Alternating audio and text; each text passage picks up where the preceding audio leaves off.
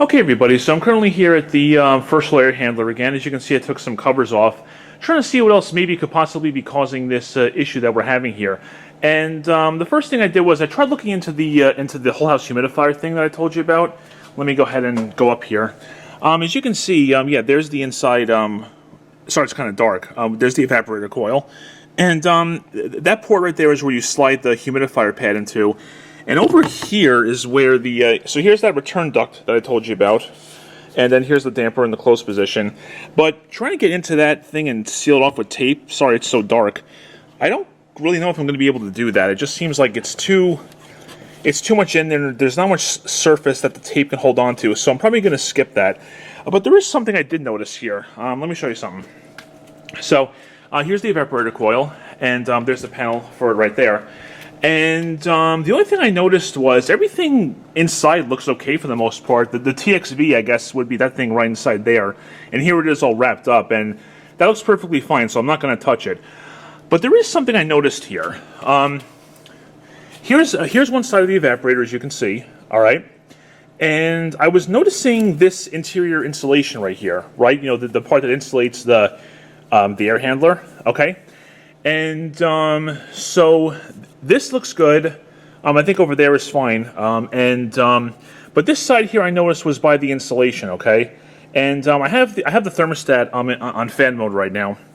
And let me go ahead and push in this safety switch and take a look at what happens.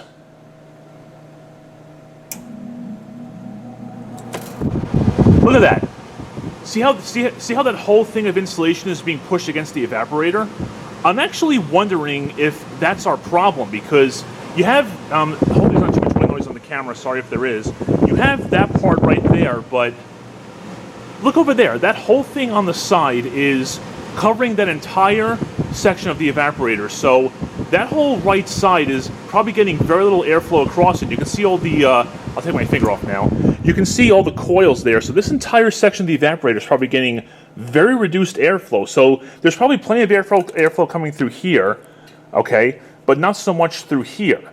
So this could be the issue that we're having with that frost issue. I mean, like I said, that's one whole section of the evaporator that's not getting airflow through it. So that could very well be a problem. Is it the sweating problem? I don't know, but that definitely should not be happening. The only problem is I don't quite know how I'm going to be able to get that to stay in there. I could foil tape it, maybe do some experiments with that.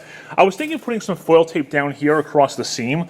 The only issue I have with that is right down there, this metal thing, if you can see it, that's the heat exchanger.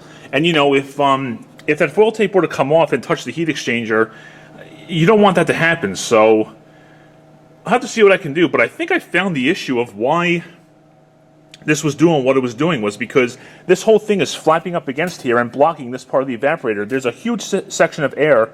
Let me say it again. There's a huge opening right there where airflow can go through the evaporator here, but this insulation is flapping up against it and blocking it. Maybe that's our problem. I don't know, but because like I said, airflow is everything in an air conditioning system. So here, let me go ahead and show it to you one more time. Hit the safety switch.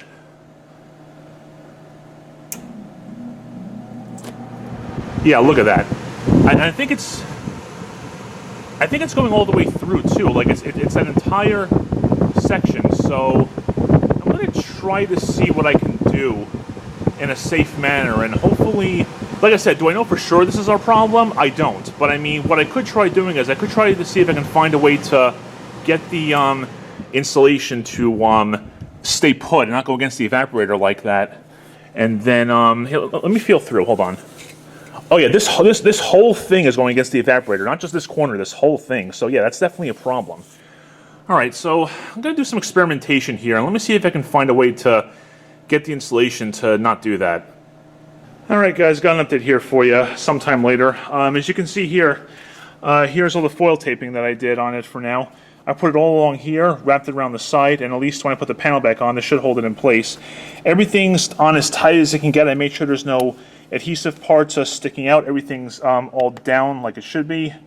And I would like to go in a little bit further, but the exhaust pipe for the furnace is kind of in the way, and I'm not about to do PVC work right now. So it's a lot better than it was. It's not perfect, but at least this part of the evaporator is now getting airflow through it. It was getting legit nothing beforehand. So that could be the issue we were having there.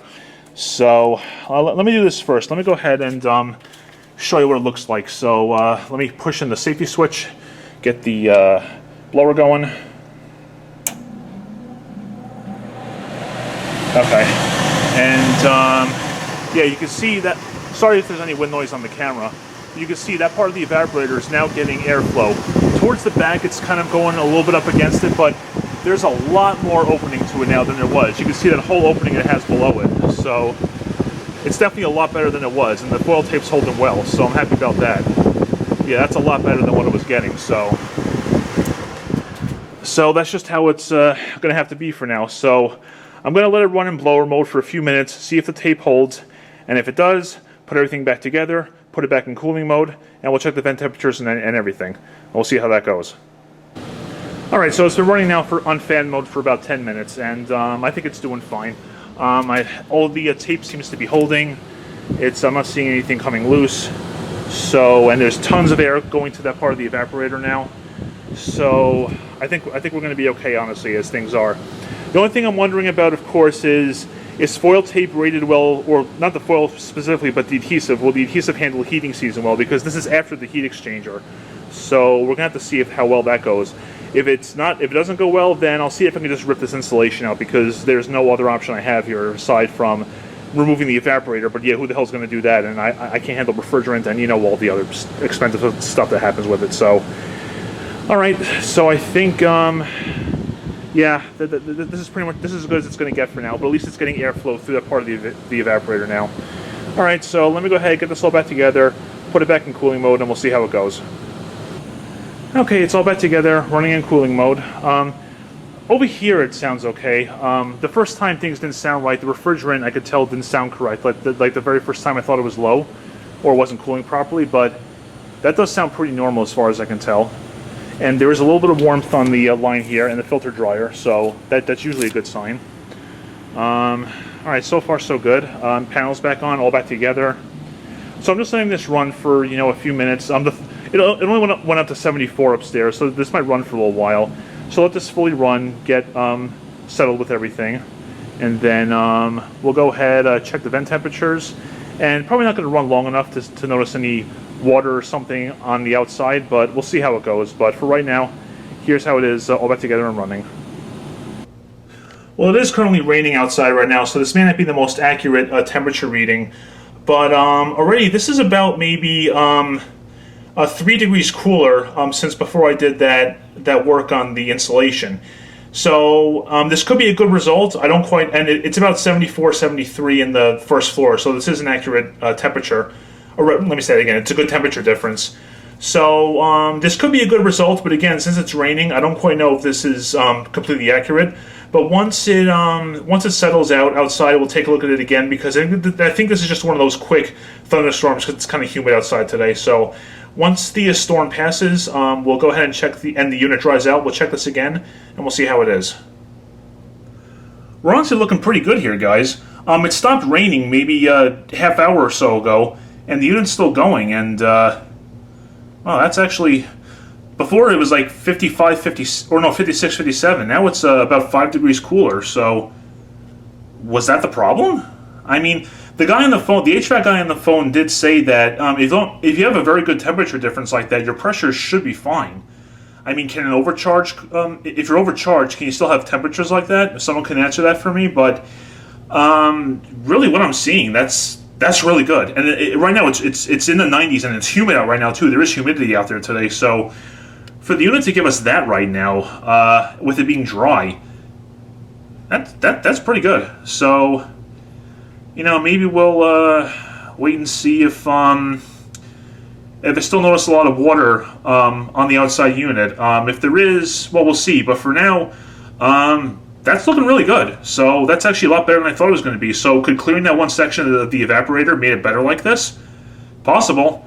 But honestly, I'm gonna keep things the way they are for right now. So the evaporator is definitely getting better airflow, and we're getting cooler temperatures now as a result. So that could definitely be a good sign, I would say. Actually, just before I go, I thought maybe I'd give you a shot at how things sound out here. So basically, everything sounds okay.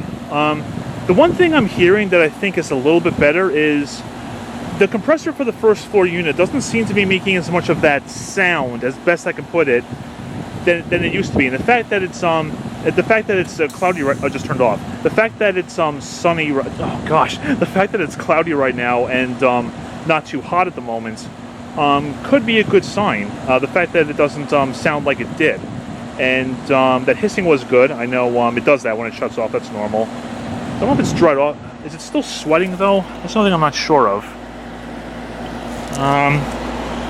Because of the rain earlier. You know, I will say that compressor looks drier. It definitely does look drier.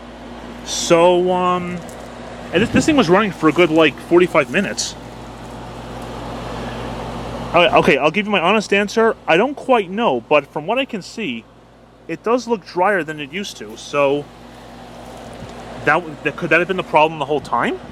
Yeah, that side of the compressor does look drier than it used to. So, if that's the case and the temperatures were showing what it was, 52 degrees, I think we're okay. Now, some of you may be asking, why did we require refrigerant that one time? Now, the majority is there could be a leak and it doesn't really go away on its own. I'm not totally sure if it was a leak, because it has been 2 years now, over 2 years, since we had that work done, and the pressure is still fine in the, the event temperature is still fine. I think the problem was we have these weird, like, anti-tamper caps on the valves there. I think what happened was, I think some water got inside there during the winter, then it froze, and then pushed the Schrader valve enough just to cause a slow leak. And then when the water thawed, it came back out, and then that's what happened. So, I mean, if this thing had a leak, I think we would have noticed it by now, considering it's been 2 years since we had the refrigerant put in, and it's still doing overall fine.